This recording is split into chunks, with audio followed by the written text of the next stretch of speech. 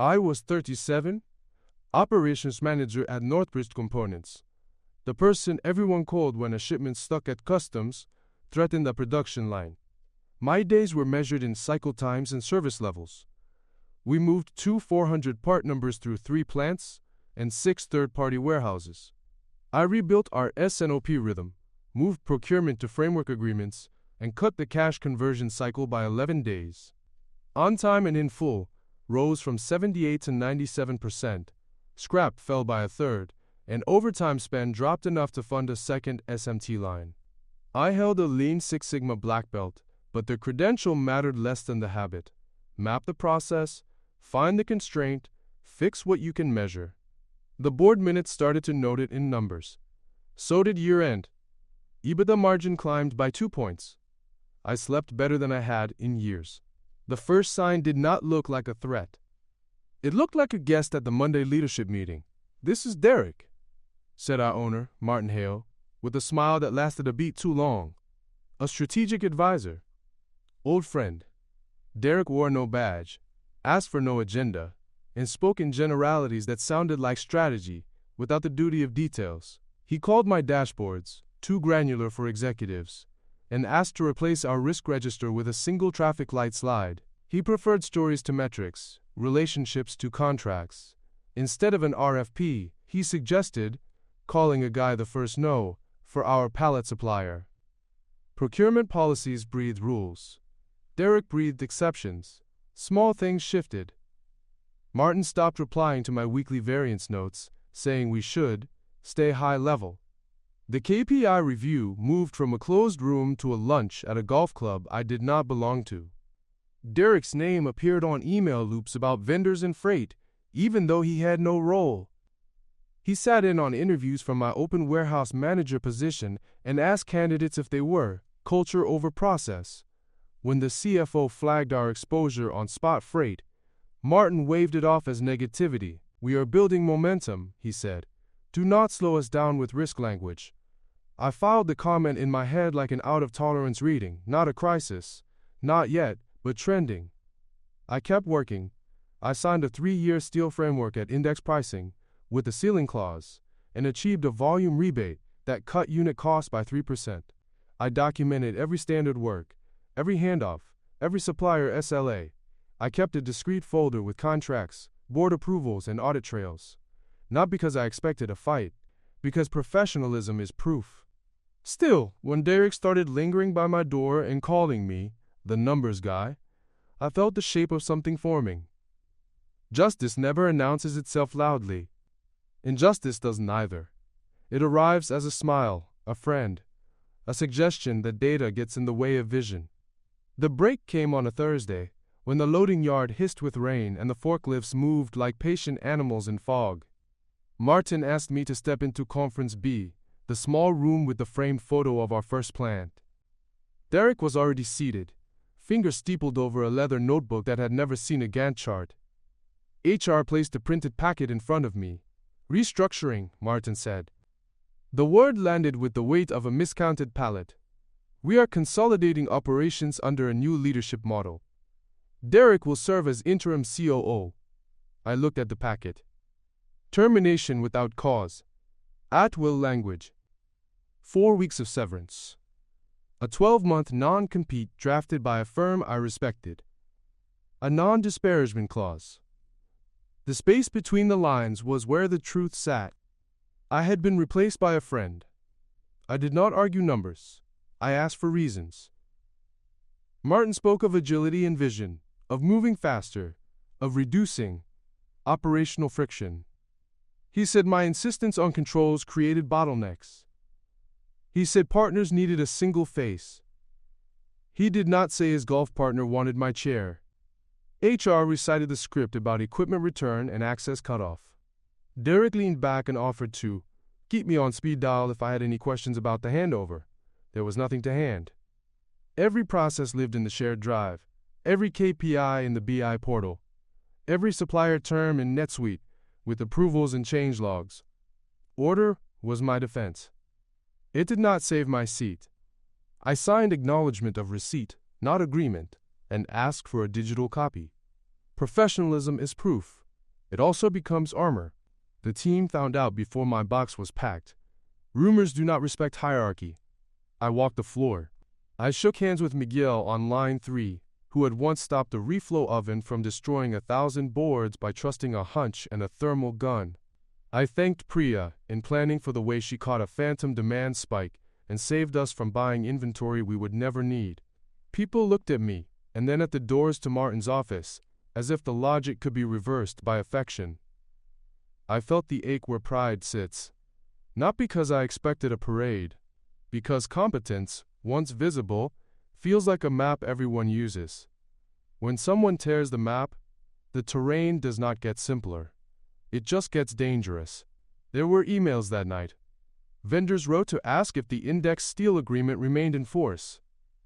A 3 PETA leaders asked if our safety stock policy had changed.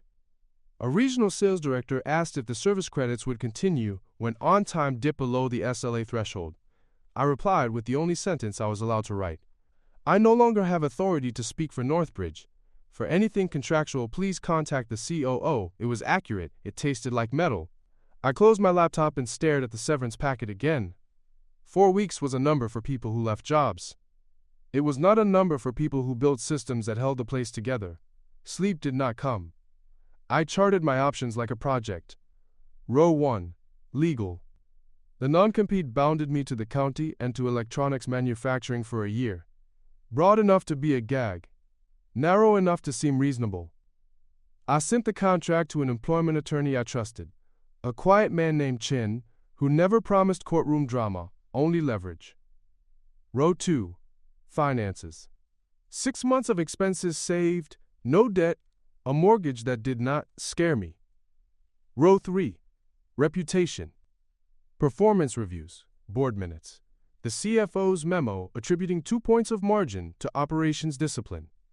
All lawful, all already in my possession, all evidence of value. Row 4. Self. Identity is not a line item, but it must be confronted. Who am I without the comp plan, the S&OP rhythm, the 6 a.m. doc checks? The answer that row surprised me with its calm. I am the one who fixes things. Anger came in clean waves that morning, and receded just as cleanly. I ran 5 kilometers along the river and counted my steps. I brewed coffee and wrote a letter to my team that said what could be said. Thank you for your work. Trust the process, or if the process changes, trust your discipline. The company is bigger than any one of us.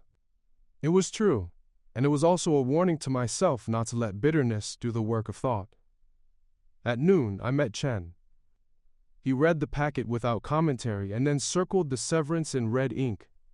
Leverage exists, he said. You have no performance issues documented. You have measurable impact, visible to any finder of fact. The non-compete is overbroad. They know it. We can negotiate for a release, or for a carve-out that respects your field, but not your life. He did not smile. He did not need to. In the following days, the first visible cracks at Northbridge appeared on the outside, where everyone could see. A key customer asked why forecast commits slipped from 90 to 72% in 1 week. Another asked why their EDI acknowledgments now arrived a day late. People forwarded me messages they should not have sent. I did not respond. Silence is a discipline too. On Sunday, Martin called from a number without a name. No hard feelings, he said. This was about alignment. He added that Derek admired my work and hoped I would be available if they needed context. I looked out at the river. I thought about alignment, how the word hides more than it shows. Send your request through counsel, I said. My voice did not waver. Let the record reflect who respects process. Packing the last box, I found the first operations binder I had made at Northbridge. Tabbed sections. A handwritten index. A note on the inside cover. People before metrics. It had guided every improvement. It would guide what came next. Betrayal has a sound. It is quiet. It is the click of a door you will not open again. I carried the box to my car and felt the weight settle into a deeper muscle. Loss was here. So was resolve. I was outside the building now. But I had not left my craft. The map was still in my head. The discipline was still in my hands. And somewhere ahead, whether they knew it or not, the people who had chosen a friend over a professional had set the first domino of their own lesson in motion. The first week out became a quiet audit of what I had really built and what I had tolerated. Calls came in coded with respect and fear. A planner whispered that Derek had simplified the forecast process by dropping the consensus meeting and letting sales commit numbers without challenge. A buyer said the index steel contract had been temporarily paused in favor of a friend's mill that promised relationship pricing. Freight tenders were reopened without a bid package. The risk register was gone. In its place, a slide with green lights. I heard the math without seeing a spreadsheet. Cash conversion would stretch. Expedites would spike. Supplier OTIF would fall. People would be blamed because slides stayed green while reality turned red. The injustice was larger than losing a seat. It was the removal of the guardrails that protected everyone's work from the owner's moods and a friend's certainty. I met Chen again.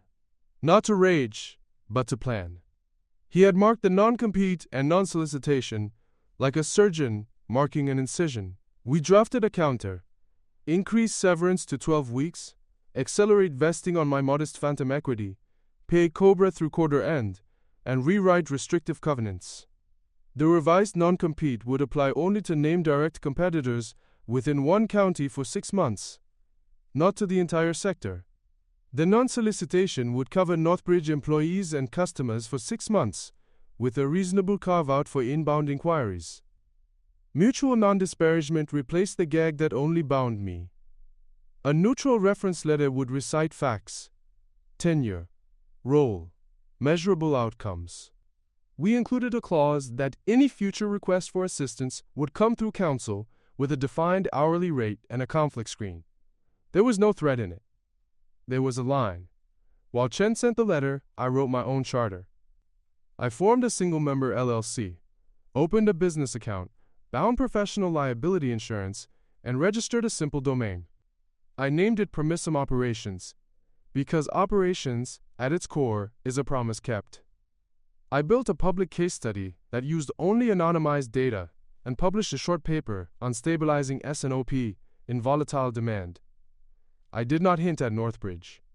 I set a rate card that felt slightly uncomfortable, because value should. I built a project template that started not with tools, but with first principles. Respect the people who touch the work, expose the flow, constrain variability at the source, and let the numbers speak in their own calm grammar. I assembled a kit I wish someone had given me 15 years ago.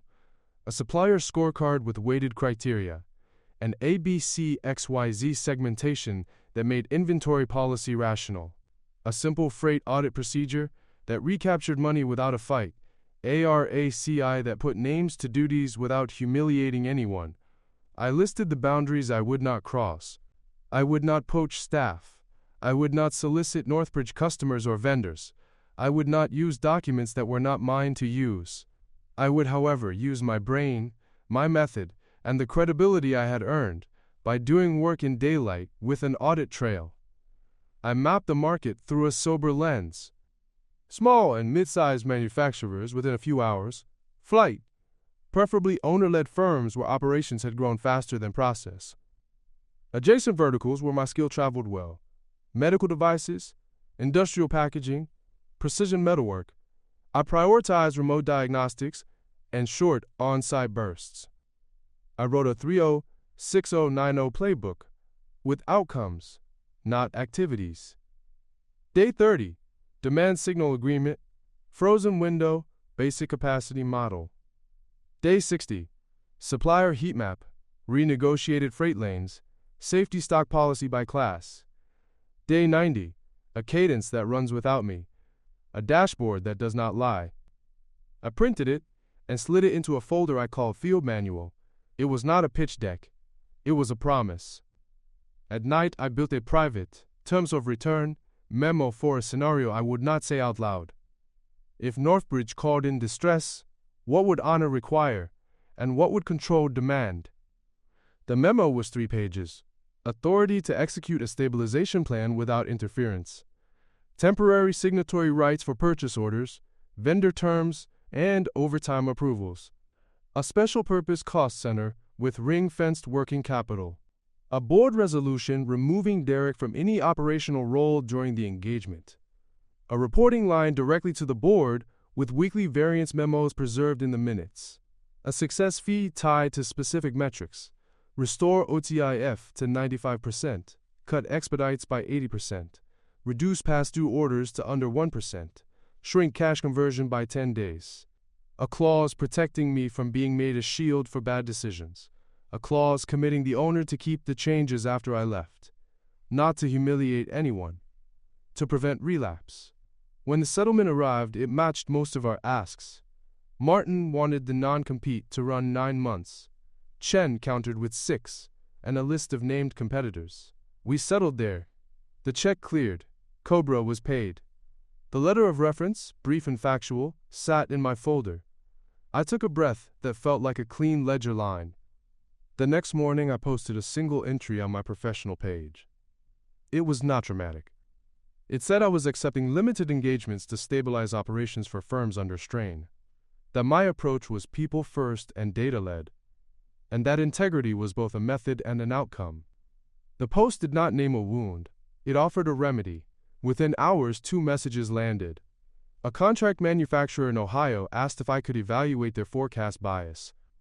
A precision machine shop in New Jersey asked if I could help them renegotiate freight. Neither conflicted with my covenants. I said yes to scoping calls and nothing more. I cleared a table in my apartment and laid out the field manual, a legal pad and a pen. I drew a swim lane of the next 90 days of my life as if it were a plant startup. Legal complete, finance set, brand basic but clean, pipeline open, templates loaded. I wrote 3 sentences at the top of the pad and boxed them. Earn trust by telling the truth. Protect people by fixing systems. Let results speak in numbers that no one needs to sell. It felt like a vow made in a quiet room. The injustice had revealed its full shape by then, and it no longer frightened me. It clarified the work. They had taken my title, they had not taken my craft. And now, with guardrails I set for myself and a plan that could survive contact with reality, I was ready to do what I have always done. I would fix what was broken, and I would do it in a way that left no one in doubt about how the fix was made. Execution began in small rooms that smelled like coffee and solvent. The Ohio contract manufacturer let me test my field manual under fire. I rebuilt their demand signal from a tangle of spreadsheets into a 13-week rolling horizon, froze the nearest 2 weeks, and instituted a daily 30-minute tiered stand-up where quality, planning, and production spoke in numbers instead of blame. We time-phased purchasing by ABC XYZ class so that volatile C items no longer punished A customers. Expedites dropped by half within 14 days. The machine shop in New Jersey recovered 6% in overbilled freight simply by auditing carrier invoices against contracted tariffs and fuel schedules. The wins were small but exact, like stitches closing a clean cut. I slept in short, satisfied shifts, and for the first time since Conference B, my chest no longer felt like a warehouse with a broken door. On a wet Tuesday, 2 months in, Martin called again, this time through Chen, which told me fear had replaced pride. The board had received a cure notice from Berryman Medical, our biggest customer, citing missed delivery dates on 3 purchase orders, liquidated damages at 1% per week, and the right to shift volumes to a competitor after 30 days. A bank officer had asked about covenant headroom after inventory ballooned and receivables aged past terms. OTIF had fallen to 63%. The green lights were still green, the numbers were not. Chen forwarded the board's request for engagement. I replied with the memo I had written in the quiet weeks. Authority, ring-fenced cost center, temporary signatory rights, weekly minutes, success fee tied to specific operational metrics, and a clause removing Derek from operational decision-making during the stabilization. There was silence for an hour, then a calendar invite titled, Emergency Board Session. I ironed a shirt and reopened the Northbridge map in my head. The board met in a windowed room that made the city look expensive and far away. Martin looked smaller. Derek wore confidence like a suit after the lining fails. I presented without adornment. A 2-page situation brief, 3 charts, and an index of necessary actions. On slide 1, the delta between committed and attainable capacity, calculated from historical effective hours, and OEE, not hope. On slide 2, cash conversion stretching from 47 to 62 days, driven by inventory purchased outside framework agreements, and customers invoiced late because EDI acknowledgements were stuck in a manual queue. On slide 3, forecast error biasing high ever since consensus S&OP was cancelled. I requested a resolution authorizing the stabilization plan, the cost center, the signatory rights, and the personnel changes for the duration. The independent director, a former COO who wore precision like a habit, asked one question. How long to stop the bleeding? 90 days to stability, I said. 30 to arrest the slide. The motion passed. Martin did not look at Derek when he signed. Day 1 back, I set a war room in the old training space. No green lights, just reality. We pinned a backlog triage on the wall, by revenue impact and contractual penalty. We sorted orders into 3 lanes. Must ship this week, can slip without liquidated damages, and hold because components were missing and wish was not a plan. Priya rebuilt the frozen window in the ERP so planners could release with confidence.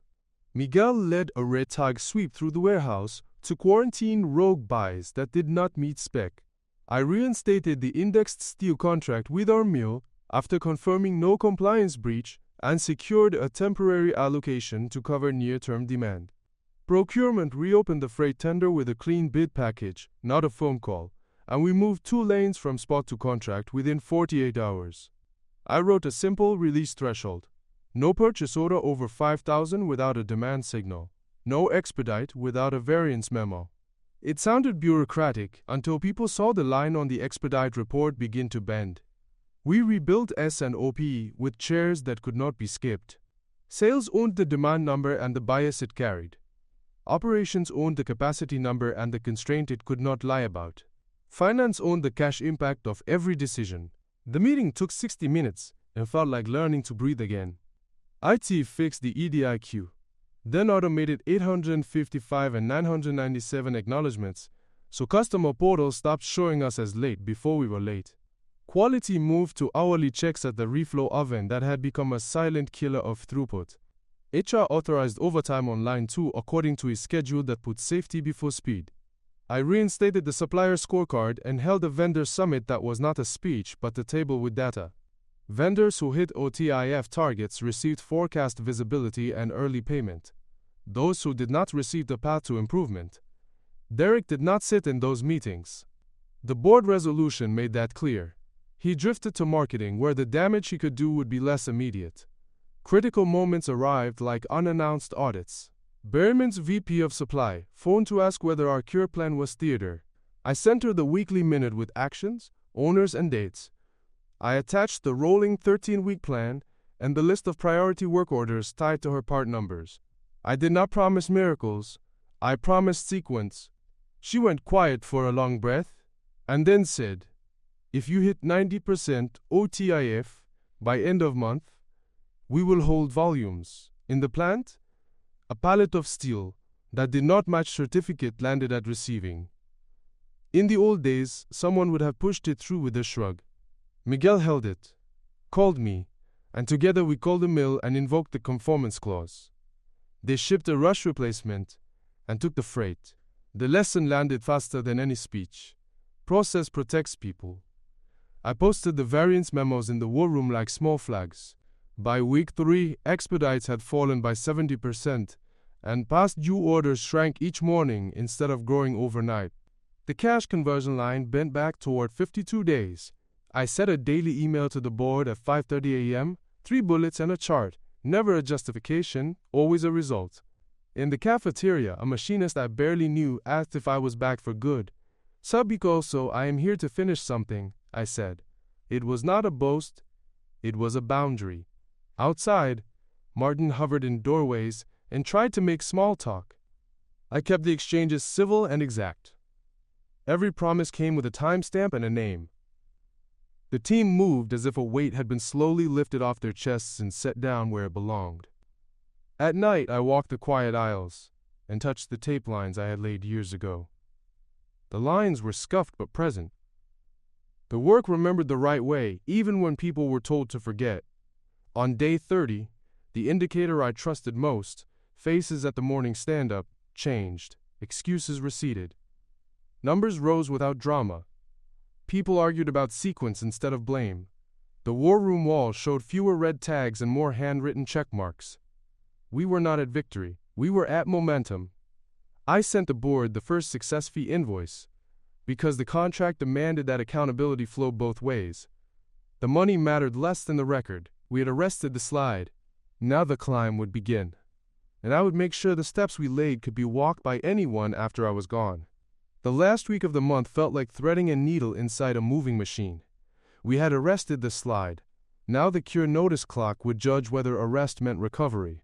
Each morning the war room opened with 3 numbers. OTIF yesterday. Expedites, past due. 87. Down 69%. 2.6. The board minutes captured them as facts, but what moved them were faces. Priya ran the frozen window with the calm of a surgeon. Miguel patrolled receiving and shut the door on anything out of spec. Finance posted invoices the hour product shipped, not the day after. IT kept the EDI pipe clean. Sales finally stopped promising what the plant could not build. The cadence felt earned, not imposed. Midweek, a storm system settled over the Midwest and grounded half the overnight network. Berryman's parts sat in sealed totes with certificates ready, but our carriers called with weather exceptions that turned green lights amber. We moved to contingencies I had written and hoped to never use. Team drivers on 2 lanes under the emergency service clause. A hub injection through Louisville, with final mile by dedicated box trucks, under a tight delivery window. I signed the variance memos myself and sent scans to Berryman's VP of Supply with ETAs and route numbers. No theatrics. Just proof. At 3:10 a truck left our dock, with line 2's billed for their cardiac pump. At 7:42 the receiving clerk, at Berryman's South Plant signed for it, and the timestamp hit my phone like a quiet bell. We would not win by luck. We would win by sequence that survived weather. On Thursday afternoon I walked the floor and felt the hum I trust. No shouting, no idle machines. On the hour we checked first pass yield at reflow and logged it to the cell board. The index steel arrived with proper certificate, and the mill's credit reflected the earlier nonconformance as the contract required. At 1700 Priya read the daily metrics. OTIF rolling hit 91. Expedites down 78%. Past due under 2%. We had crossed the line Berryman gave us. We did not stop. Friday we loaded the last of the cure orders and pushed the ASN, the minute the truck door shut. At 18:15, my phone blinked with an email from Berryman's VP. The subject line read, Cure Notice Rescission. The body was a single paragraph, noting our delivery performance at 96.2% for the period, our detailed cure plan, and their decision to restore full volumes. Attached was an MSA addendum awarding us strategic supplier status, a 2-quarter rolling forecast commitment, and early payment terms on acceptance. Finance would shave 5 days from cash conversion on that clause alone. I forwarded the email to the board and then walked to the war room and taped a copy to the wall. No speech. Just the result. The bank called the next morning. Our lender's credit officer asked for a quick variance review. I sent the before and after cash conversion chart, the inventory aging by class, and the AR turn with Berryman's new terms highlighted. Covenant headroom returned. The officer closed the loop in writing. The CFO, who had worn fatigue like a uniform for weeks, exhaled audibly in my office, and then did something I had not seen her do in months. She smiled without caution. The board met that afternoon with an agenda that could not hide its center. I presented the 90-day plan's first milestone, the hard numbers, and the next actions to hold gains without me as a crutch. The independent director asked whether these results were repeatable or a sprint. I pointed at the cadence chart and the standard work already embedded in the ERP. Systems repeat what leaders allow.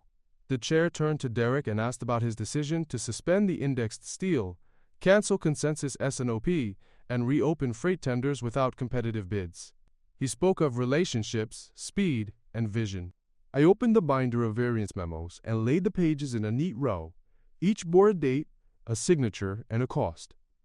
It was not an argument, it was a record. The motion to remove Derek from any role at Northbridge passed with 2 abstentions. HR read the clause about separation for failure to comply with policy. There was no spectacle. He gathered his notebook and left the room as quietly as the smile that had begun this. Martin watched him go and then looked at me with the expression of a man who has seen the bill arrive and finally reads the column that matters. He asked me to stay, not as a contractor, as COO, reporting directly to the board, with authority to rebuild without interference. He offered equity. He offered a retainer that acknowledged the market. He said the words I had not needed, but had wanted to hear the morning they took my badge. You were right, and I was wrong. I did not answer in the room. I walked the plant one more time at dusk. The tape lines were straight again. The scrap bin sat empty. In shipping, someone had written, "Promises kept," on the whiteboard in black marker, and underlined it twice. I touched the board with my hand like a benediction and felt the decision settle like a level finding true. The victory was not a headline. It was a ledger closed in balance, a cure notice rescinded, a friend removed from a chair he should never have held, and a team that could breathe without waiting for permission. Justice, in operations, is not an emotion. It is a result that leaves no one confused about how it was achieved. I gave my answer the next morning, with the same calm I used to release a work order. I would return only under the terms I had written when no one was watching. We met with counsel in a room where the blinds were half open, and the table smelled faintly of polish. I slid the memo across. Authority to execute the stabilization plan without interference. A ring-fence cost center with working capital that could not be rated for optics. Temporary signatory rights that expired when the cadence was institutional, not personal. A reporting line directly to the board with weekly minutes preserved. An equity grant that vested on operational outcomes, not tenure, with a clawback for any restatement. A retention pool for the people who carried the weight when slides were green and reality was red. A succession plan naming Priya as my deputy with a timeline to take the chair. A written apology to the staff acknowledging the harm of removing controls and the pressure it put on them. No speeches, just signatures. Martin read each clause. He did not haggle. He signed. I wrote an operations chart of the first week. 1 page. People before metrics. Metrics before opinions. Opinions welcome when they test against facts. Every rule traced to a risk we had seen with our own eyes, cited like a case. S&OP stayed mandatory. Supplier scorecards published quarterly. Freight bids competitive by policy, not preference. Index contracts preferred where volatility punished promises. A tiny ethics line in every approval. If this decision appeared tomorrow in a customer audit, would we be proud of it? We set a modest gain share that paid out each quarter when OTIF, first pass yield, and safety held together. We funded certifications for frontline leads. We rebuilt the apprenticeship program. We taught the why behind the tape on the floor. The plant learned to breathe without me at the head of the stand-up. By month 4, the war room held more standard work than emergency memos.